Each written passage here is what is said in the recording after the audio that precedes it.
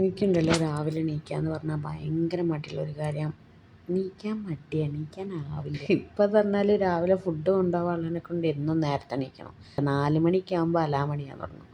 ആ അലാമാണ് ഞാൻ ഓഫാക്കിയിട്ട് 6 മണിക്കാണ് എണീക്കുക. 6 മണിക്ക് എണീറ്റ് വന്നിട്ടുണ്ടെങ്കിൽ സത്യം പറഞ്ഞാൽ എൻ്റെ പണികൾ കഴിയില്ല. എല്ലാ കാര്യങ്ങളും ചെയ്തിട്ട് ചില സമയത്ത് പണി തീരില്ല. വൈകിട്ട് പോവാൻ നേരത്തായിരിക്കും എൻ്റെ ഡ്രൈവർ വന്ന് വെയിറ്റ് ചെയ്യും. അപ്പോഴായിരിക്കും എൻ്റെ ഫുഡ് ആവുന്നേ ഉണ്ടാവുള്ളൂ. ലഞ്ച് ഇതാണ്, ചോറും ചീരക്കറിയും മുട്ട പൊരിച്ചതും. അതും എന്താണ് ലേറ്റ് ആവണ്ട വെച്ചിട്ട് ഉപ്പേരിയൊക്കെ ഉണ്ടാക്കാനുണ്ട്. പയറും ബീട്രൂട്ടൊക്കെ ഉണ്ട്. സംഭവം ലേറ്റായ കാരണം ഒന്നും ഉണ്ടാക്കിയില്ല. വെറും കറിയും മുട്ട പൊരിച്ചതും കൊടുത്തു വിടാമെന്ന് വിചാരിച്ച്. അങ്ങനെ ചീരക്കറി ഉണ്ടാക്കാനുള്ള വേണ്ടിയിട്ട് എല്ലാ സാധനങ്ങളും സെറ്റാക്കി വെക്കും. എന്താണ് ചീര അരിഞ്ഞിട്ട് പിന്നെ തേങ്ങ അരച്ചിട്ടൊക്കെ ആദ്യം സെറ്റാക്കി വെക്കും. എന്നിട്ട് വേഗം കുക്ക് ചെയ്യുക. അങ്ങനെ ആദ്യം ചീര ഒന്ന് എണ്ണ ഒഴിച്ചിട്ട് ചീര ആദ്യം വഴറ്റിയിട്ടാണ് ഞാൻ പരിപ്പ് ഒഴിക്കുക. ചിലർ പരിപ്പ് തിളയ്ക്കുന്നതിൻ്റെ അകത്തേക്ക് ചീര ഇടുക ചെയ്യുക. എനിക്ക് അങ്ങനെ ഇടുന്നത് ഇഷ്ടമല്ല.